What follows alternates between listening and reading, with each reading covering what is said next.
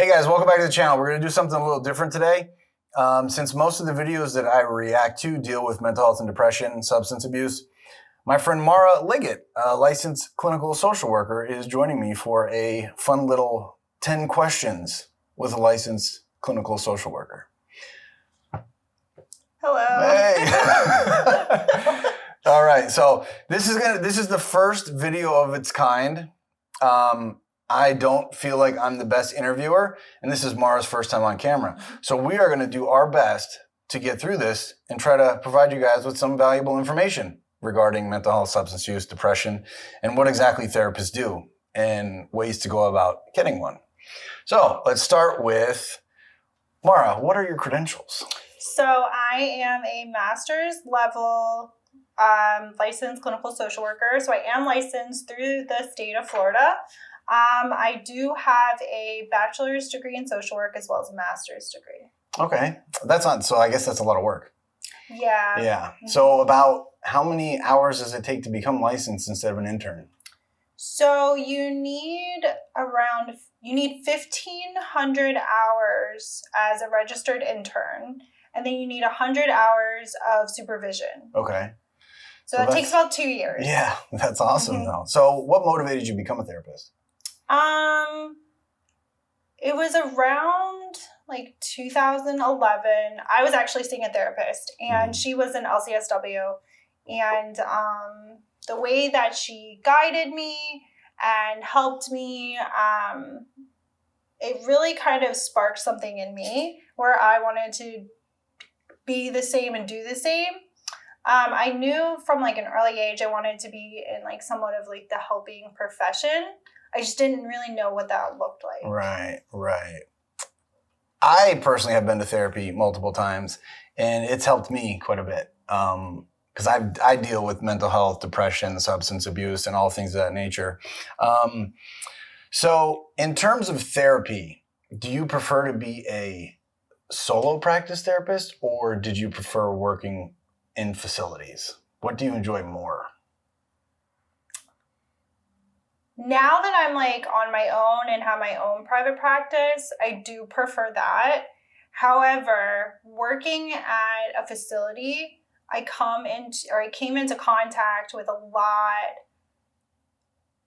of different diagnoses that I typically wouldn't see in private practice. Okay. So they both kind of have their pros and cons. But like for private practice, I get to make my own hours. I get to kind of choose the clients that I work with. But again, they're both like, they're just different. Yeah, for sure. I just was curious. And I'll leave her information in the description if you guys are interested, and if you're in the area. Shoot some love to Mara Liggett over here. So when is the right time for someone to seek therapy? Is there a right time? I don't think there's ever really a right time. I also don't think there's ever like necessarily a wrong time. Typically for the clients I see, majority of them come in with a crisis. Okay. Now it could be like... Yeah, I was going to say, what type of crises are you talking about? So it really varies. A lot of my clients come in because they don't really know what else to do. And so, there's ones that are really, really desperate. But then I also get some clients who have been to therapy before and it's worked for them, but maybe somewhere along the way, they kind of stopped doing what was working for them. And so it's kind of like a refresher. I don't think I really ever had a client who came in who was just not in some kind of crisis. So I would say that they can be like what we would say like mild crises to pretty severe crises. Okay. I can relate to that too, of what you just talked about, stop doing what was working. I've done that a lot, guys. I've stopped doing what produces results, and then I regress and then have to basically start over again. So which patients do you prefer working with and why? As in like diagnoses or... Yeah, just general diagnoses, not necessarily like gender or demographical information. Just like, I'm sure you have favorite clients. I know we can't talk about that though. HIPAA. We're not talking about clients here, y'all. I'm just curious, like, what type of, I guess, diagnoses. Let's go with diagnoses. So I'd have to say that those with borderline personality disorder, Okay.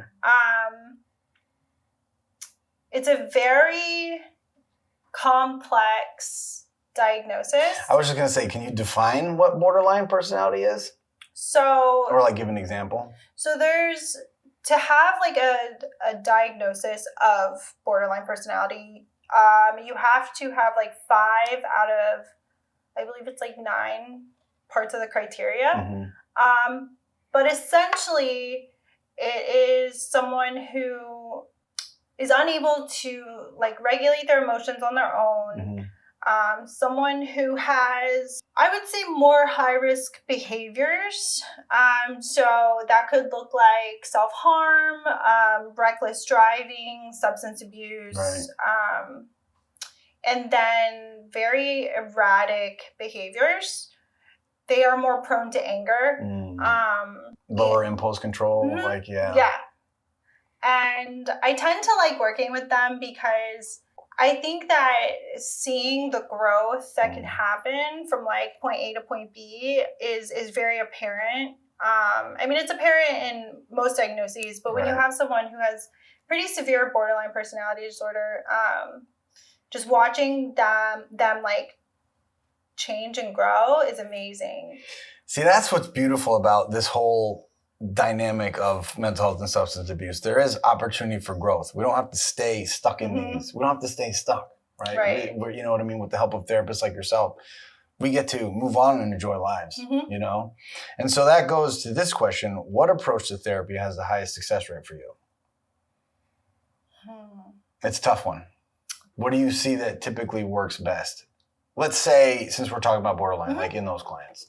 So typically for borderline personality, there really is no cure to it. Mm-hmm. Now, there are some like medications that can help, such as mood stabilizers, mm-hmm. but the kind of modality for something like BPD is dialectical behavioral therapy. Okay. And that would consist of, I always miss some. Well, that's perfect, because I was going to segue into, can you describe what DBT and CBT is? Yeah, so DBT typically is 4 pillars. Okay. And I believe it's effective communication, interpersonal relationships, mindfulness. On the spot, number 4, what is it? Oh my gosh. Emotional regulation, distress tolerance. Distress tolerance. All right. Mm-hmm. Mm-hmm. And then, so you typically will like use that. So when I am like in session, mm-hmm. I don't really talk about what we're doing. Right. So, and some therapists do, and that's great. But I'm not going to say, okay, so now we're going to move on to DBT and we're going to talk about like your interpersonal relationships. Mm-hmm. It just kind of comes out in conversation. And so I feel like I'm not a therapist, but I feel like that for me would be the best approach. Mm-hmm. Like if someone is saying, all right, we're going to do DBT now and we're going to, you know what I mean, do some dialectical behavioral therapy and we're going to talk about your interpersonal relationships. That for me would be a barrier. Yeah. And, you know, some therapists do stuff like that and it works for them. Mm-hmm. For me, I just try to, I try to keep things like very casual, but also very professional. Mm-hmm. So I'll be like, okay, like tell me about like your friend group. Like, do you have a big friend group, a small friend group? Do you hang out with your friends? Do you see them? Do you talk to them pretty frequently? Mm-hmm. And whatever they say, I will take pieces from that. Cool. With DBT, there are a lot of like workbooks and worksheets, which I will provide my clients with if that is something they want to do. Mm-hmm. But I've seen a lot of my clients who do have this get better. Of course, there's always it's going to be like, take 2 steps forward, 1 step back. But I think that's pretty normal with any like mental health diagnosis. Right. And I was going to say about the regression rate, like it's kind of, I just use me as an example. I can't talk with anybody else, but like I'll make progress mm-hmm. and I'll regress and I'll revisit what helped. and then we start the process of moving forward again. Yeah. You know? And what you mentioned about being casual, and there's a question about this as well, but I know I had to find multiple therapists, you know, because some didn't work. Right. Not all therapists, I feel, in my opinion, are created equally. You know? Right. They're just, everybody has different approaches, and like you would recommend, like, not interviewing, but I guess like dating in a way. No, to for find someone sure. that works for you. For sure. So I offer 15-minute consultations prior to taking anybody on. And it's really to see like if I'm a good fit for them, but also if they're going to be a good fit for me. And I think that's super important, because if I don't trust somebody or have a relationship with someone, I'm not going to want to talk about some of the things you talk about in therapy. Right. And so, yeah, I mean, I've 100% seen clients 1 or 2 times, and they'll be like, you know what, like this just isn't something that I want to do right now. And you know what, that's fine, because if I can't help you, somebody else can. Right. Right. And I think that's a good way to approach things. Yeah. Consultations, therapist dating. Not really, but yes, kind of sort of the Yes. same thing. All right. On to, what kind of patients are particularly difficult? I would have to say ones who are unwilling. Unwilling. Like kind of like court ordered type deal? Like just, they don't really have any. So like I work in behavioral health, substance abuse side. So like dimension 4, right? Readiness to change. So if they're completely unwilling, they're just extremely difficult. Right. So you basically like, you're not wasting your time, but like.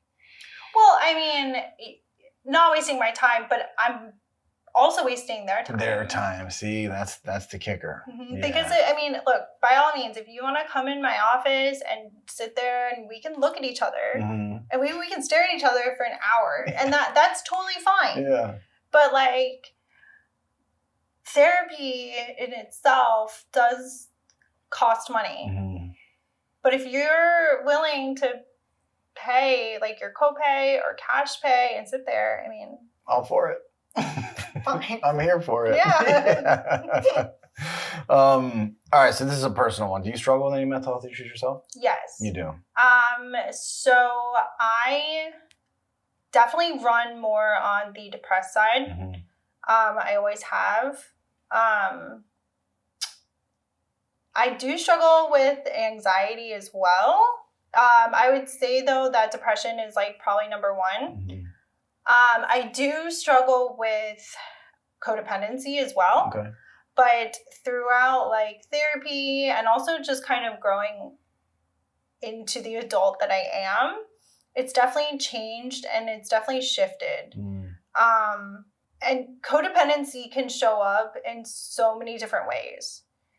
You know, I think when people hear the word codependency or codependent, they tend to think like, oh, well, like, I have to be with you 100% all the time and I can't have any friends and neither can you. But that's not really what it is. Right. That's what I think of when I think of codependent. Right. Yeah. But it can show up as like, I am not getting my needs met to maybe like my partner or whoever. And I don't think that I'm like super important or my words are important. And so I'm actually not going to say anything. And you just bury that. Yeah. And then eventually. Yep. Yeah. I can relate. I can relate. Ticking time bomb. Yeah. So that's good. I mean, I feel like, and I can't speak for the world, but there's like the mental health symptoms are rampant in America right now. And I don't know if it's due to social media and all these like glorious, glamorous lives people see online. And then I compare myself to these people's lives and I'm like, my life sucks. I don't have any of that. I'm broke. You know, I have no friends. I want to go on yachts and sailboats and shit. And it's just not a thing, you know? So that's like, I think that's partially why like it's so heavy right now in America is like the social media craze. Oh, for sure. So I see a couple of people who are, you know, early 20s and teens. And I mean, social media was around when I was growing up, like MySpace and Yo, I had a top 8 too, you know? Yeah, I just like aged myself there. I had a top 8 too. But it's definitely not the same now. Yeah, I mean, like, you go on TikTok and I mean, I know that there's like a couple influencers out there who like kind of like make fun of how they were when they were teenagers. Yeah. And I'm like, man, like I can like definitely relate to that. Yeah. But even like, and this is kind of silly, but whatever. It's I'm just okay. going to say it anyway. Say it. So I decorated my house for fall. Like yesterday. What kind of decorations? Oh, I mean, we have like garlands all over. Like my coffee table has like pumpkins, and there's like it kind of looks like a pumpkin patch. So you're like kind of prepping for Halloween, sort of. Fall. Just fall. Yeah, I'm from Pennsylvania, so like we have real fall up there. Right. Down here, not so much. Right. So you know, you got to make it feel like it. Yeah. And I have like a fall box and a winter box, and I was like looking through my fall box, and I was like super, and this is so trivial, but I was like super disappointed because I thought I had so much stuff and I didn't. And then I kind of like was like looking back my last couple of weeks, and like in the morning, I like to like drink coffee and like go on TikTok and look at all these fall things. TikTok. Yeah, or like Pinterest and like look at how these people are like decorating their houses. And it's something so silly like that, but it's like, oh my gosh, like is this like am I like comparing myself in my house to like these like Pinteresters? That's exactly what we were talking about. We were just talking about that. Yeah, that's like And so needless to say, I went shopping for more. I was gonna ask, did you add to the fall box? Yes. You had to add to the fall box. Yes. Big time? Well, she added to the fall box, y'all. Let's just leave it at that. Yes. That's good. So, kind of what we were just talking about, same, like what kind of mental health and substance abuse problems do you think is our society facing? I know we just talked about social media and I know like, let's say fentanyl, for example, like the substance abuse, like they don't make drugs the same way they used to. And like, what does that look like in society now? So I think it's a little bit difficult because like, so as a therapist, like the reality is if you come in and you are using certain substances, who am I to tell you not to? However, I think that for like mental health and substance use as a whole, you know, I think that times are definitely different now. And drugs are definitely not the same. No. You know, marijuana 20 years ago versus marijuana now is not the same. It's on steroids. It's like hyped up weed. Yeah. Like all of the weed now would be like considered like high grade drug back in the day. Yeah. And unfortunately though, I think that there are certain people who are facing consequences while using substances. So there's been like studies done on marijuana and schizophrenia. And if you are already prone to having schizophrenia, and smoking weed can kind of kickstart it. Now, this doesn't mean that like everyone who smokes weed is going to be a schizophrenic, right? And have schizophrenia, correct? Yeah. But if you are predisposed to it, then it can. Now, you know, I try not to believe every study that I read, but you know, it's something like that you kind of have to think of. I think more and more people, teenagers, young adults, have access to drugs these days too. And I think that it's like very difficult because when you have mental health, and truthfully, I think that like the generation that are raising kids right now are really kind of like in tune with their kids and their mental health. And I think that's great. Mm-hmm. And I think that it could have a positive change. However, I think how society sees mental health as a whole is still, it still needs a lot of work. Mm-hmm. The number one like mental health provider is jails and prisons. Wow, that's heavy. Yeah. And like for that to be like the number one provider, it's a problem. Mean, yeah. Mm-hmm. So, I mean, I think we have come a really long way, but I think we have ways to go. Yeah, I agree.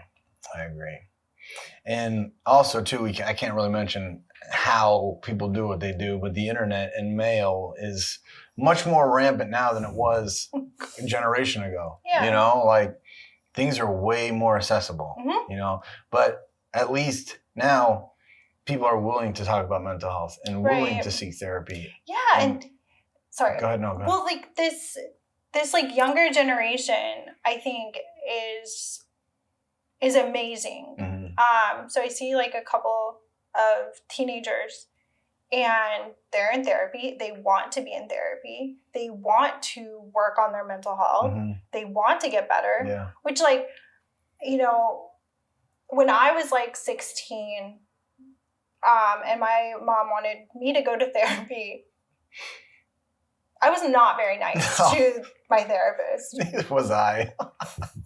Neither. I was in the same boat. I wasn't happy about it. Yeah. But like, you know, these teenagers show up to every appointment on time. See, that's amazing. Yeah. It's not how it used to be. It's wild. It's not how it used to be.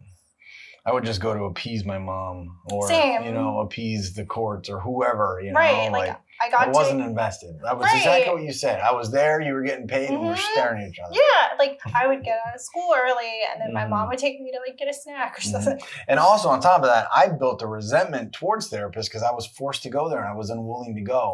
I mean, that makes sense. But now I'm open to it. Yeah. You know, so it's like I had to break down that wall. For sure. Because I was forced to do things. Yeah. I mean, if I'm forced to eat vegetables every day as a kid, I don't want to. Yeah. Growing up and being an adult, I might not eat as many vegetables. Right, yeah. So our upbringing plays a lot into what we're doing right now. So, are all therapists good at what they do? And you don't have to be like super honest about it. Just curious, you know? Are a lot of therapists like cookie cutter, or do a lot like connect with the clients without going over said boundaries? So, I mean, I'm sure there are therapists out there that maybe shouldn't be therapists. But I think it's very subjective. Yeah. Like, I don't think that every person who sees one therapist is going to be like, well, this is the therapist, I'm going to be with forever. But then I think there are those people who, you know, maybe ethically shouldn't be a therapist, or maybe they were once passionate and now maybe they're just so burned out that they aren't in it. Yeah. So I would think being a therapist takes a toll on you. For sure. Like you said, you get burnt out. You know, over a long period of time. Yeah. Just like with any job, you know, but like you're connecting with another human on some deep stuff. Yeah, and you know, I think that's why like self-care is so important. I push it on. No, I don't push it. Well, I do. Like I always talk to my clients about self-care, and I always try to do something for my mental health and my self-care. And I think like people, when they hear self-care, it's like, okay, well, I don't really have the finances to kind of do self-care because, you know, some people think it's like going to the spa or getting their nails done and getting their hair done. And that is very much self-care. Right. But I always tell my clients, like, self-care can look like sitting on the couch or in bed with a fluffy, like, blanket and pillows and watching just a movie or a TV show that feels good. Just decompressing. Yeah. Yeah. Like... Because I know I know for me, and I like that form of self-care But sometimes if I do that, I feel like I was unaccomplished or I didn't do anything that day. And then I become sometimes mad at myself. But there are times when I have to just lay there, watch a show and relax. And that's okay. It is okay. Because if we don't do that, then like, you know, it's okay to relax. It's okay to be lazy, right? Yeah. Like, I'm not even going to lie. I take a nap every day. And that's self-care. Yeah, it is. You got to do it. Like, whether it's like a 30-minute nap or, you know, sometimes we push 2-hour naps, you know? Like, you got to do it. Yeah, because it is. Sometimes it is a lot. And I just have to make sure that I take care of myself so I can, like, provide something to my clients. And that's the key, is making sure you're right. Yeah. You give the best service to your clients. Exactly. Cool. What are some of the simplest approaches to improve one's mental health? Self-care. Yes, self-care. Like with or without a therapist. Just without, even without, just in general. I would say like having someone you can talk to. And there's a huge difference between like talking to someone and dumping on someone. But having like someone to talk to, I don't care if you have one friend or 500 friends. It doesn't matter.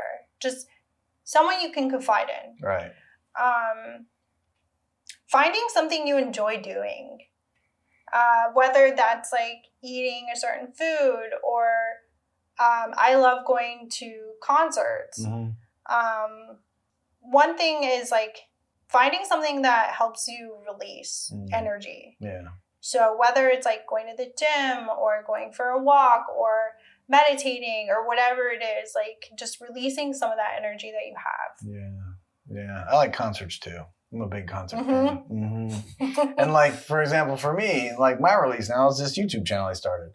And I'm learning to edit and I'm learning to, you know, expand my knowledge. Yeah. Because it's like, why not? And that's like super cool. Why not? Because it's like something that you enjoy doing. And like with social media these days, I mean, people can like do so many cool things. It doesn't have to be this like negative connotation with social media. Yeah. And it's funny that you mentioned, so like for those who watch like the music reactions, most of it is based on mental health and depression, like we talked about, because that's what I struggle with.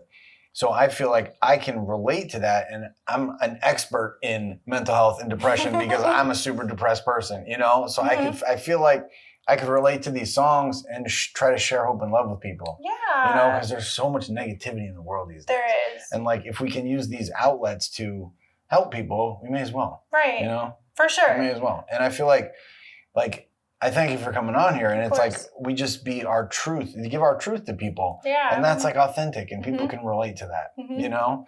So on to the next question. So this is interesting. It's like, do you sometimes get like confused, like at a situation or a client, you're like, I have no idea how to deal with? Do you like reach out to a colleague and ask them about it? Or like, what do you do if you're just like, I don't know what the heck to do here? Yeah. So it's interesting because some of my like really, really close friends are either therapists or they're going to school to become therapists. And yeah, I mean, sometimes I'll be like this client has like this kind of like anxiety, like I don't know what to do. Like, and like without giving like any kind of like information about them or anything, and we like talk about it. Yeah. During supervision when I was a registered intern, like that's part of why you have a supervisor, because they're already licensed. They've already like been licensed for at least 2 years. I think the minimum is 2 years. Yeah. And, you know, it's about like bouncing ideas off of other people. But yeah, I mean, sometimes like... I'm sure it probably gets pretty wild sometimes, you know, just with any line of work. And, you know, sometimes like I'll be like, oh my goodness, like... But when it's like a client and you're in session with them, and I mean, honestly, sometimes my mind just kind of goes blank and I'm like, oh man. Like, I don't know what to say. Yeah. I always end up doing like some kind of like psychotherapy with them to kind of just give them information about it, or we talk about like coping skills. But like the reality is like I'm human. I'm going to not know things, and that's totally fine. Now, would I maybe tell a client I didn't know? I don't know. Probably not. Probably not. Yeah, they'd be like, well, why am I here? Exactly. Yeah. Yeah, sometimes it's just, I don't know. Yeah. And, I've definitely had experiences where I'm not 100% present at the time. And, I kind of have to like check myself. Yeah. And be like, okay, whoa. Like, so when I do telehealth sessions, I have a cat and a dog. And sometimes the dog is like barking. And I'm like, oh no. But I always tell my clients, like when I do telehealth, like, look, I have a cat and I have a dog. You might see them both or hear them both. Like, I don't know. And they're probably like me. I'd be like, "Ooh, a cat and a dog. Yeah, this is great." Yeah, Like, and sometimes I show them. Yeah. I'll be like, "This is my cat." Everybody that's watched the channel has seen my cat. She jumped. She's a frequent flyer on this channel. Literally, she's psychotic. She needs some therapy. Mara, we got to get you on the cat. Oh my gosh. So, is that a thing, animal therapy? So I don't know. But like, we're going off on a tangent here. I would definitely want to do that. Yeah. I mean, that'd be so cool. But they have like animal like mediums and stuff. Really? So, like, that's neat. I guess it'd be like a trainer. Yeah. I don't know. Because these animals are, I know we're going on a tangent here, y'all, but animals are like sentient beings. They are smart. Yeah. Like my cat, when she looks at me, I can see her brain calculating and working. They're just not these things that run around and chase stuff. They're smart animals. And actually I was talking to someone about this the other day, and we were talking about how like we have these things living in our house and we can't speak, they can't speak English. Right. I can't speak dog. But like we can try though. Yeah, I mean but yet we're like so in tune with each other. And I was like telling them about how I think that my dog thinks like I'm a puppy, and, like I'm his friend. But like my husband is like very much in tune with him, and vice versa. And like sometimes I swear like they just like stare at each other. Like, they communicate like talk in their brains, They're telepathic. Yeah. And then like sometimes I look at our cat and I'm just like, is there anything going on? Like I can't tell. What's I know she has a cat with 3 legs. What's his name?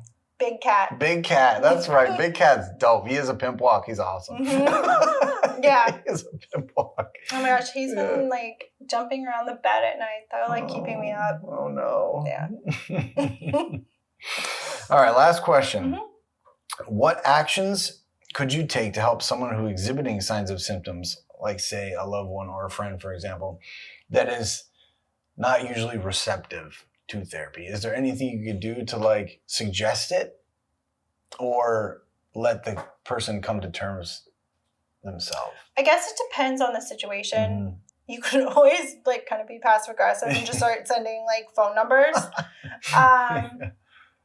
But I think that's difficult because a lot of people who are exhibiting symptoms might not know that they are. And so to bring it up, I mean, I think that like it would all kind of depend on communication and how you communicate. Right. There's a huge difference in saying, man, like I'm kind of worried about you due to XYZ. Like, would you possibly think about maybe talking to someone versus like, if you don't talk to someone, XYZ will happen. Right. Because like you were saying earlier, like you were forced into like therapy. Well, no one wants to be forced into anything. Right. But I think it's the way that you communicate your thoughts and your worries about the person. And look, like I'm all for like, I feel statements. Okay. Yeah. I really am. However, I do not think I feel statements work for everybody. I always tell this story because it's very true and it's very prevalent to this situation. I have a friend who recently, I guess like a couple years ago, moved. And, but before he moved, we would be on the phone. This was like, I guess like 2020-ish.